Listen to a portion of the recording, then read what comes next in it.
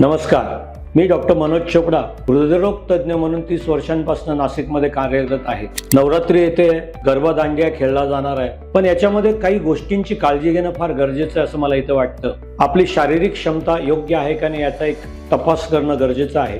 कारण की हे नृत्य म्हटलं की 3 ते 4 तास चालणारा गरबा, त्याच्यामध्ये वेगवेगळ्या जास्त प्रमाणात होणाऱ्या हालचाली आणि त्या हालचाली करताना आपल्या हृदयावरती किंवा मेंदूवरती जास्त ताण पडणार नाही याची काळजी घेणं फार गरजेचं आहे. आपण जे काही कपडे घालणार आहात ते सैल आणि चांगले हवेशीर असतील असं बघा.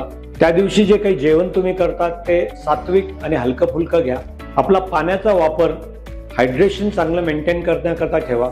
इलेक्ट्रोलाइट्स जर आपल्याला ज्युसेस किंवा इलेक्ट्रोलाइट पावडर्स वापरून जर करता आला तर त्याचा वापर करा. आणि आपण जर नृत्य करताना किंवा गरबा खेळताना दम लागल्यासारखं वाटणे, धडधड वाढल्यासारखं वाटणे किंवा आपल्याला बेचैन किंवा अस्वस्थता येत असेल तर तिथेच थांबा. आपल्या डॉक्टरांचा सल्ला घ्या.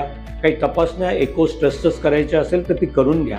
आणि सगळ्यात महत्त्वाचं म्हणजे आपण जेव्हा गरबा किंवा डान्स खेळताना इतके काही मग्न होतो आणि त्याच्यामध्ये भान जर राहिलं नाही आणि तुम्ही एका वेगळ्या तालावरती जास्त प्रमाणात जर ॲक्टिव्हिटी केली तर तुमच्या शरीरामध्ये ॲड्रेनालिन, नॉरॲड्रेनालिन वाढून तुमच्या हृदयावरती परिणाम होऊ शकतो. म्हणूनच हृदयावरती कोणताही ताण न येता चांगल्या पद्धतीने मी हे गरबा कसा खेळू शकतो याचा इथं विचार करा.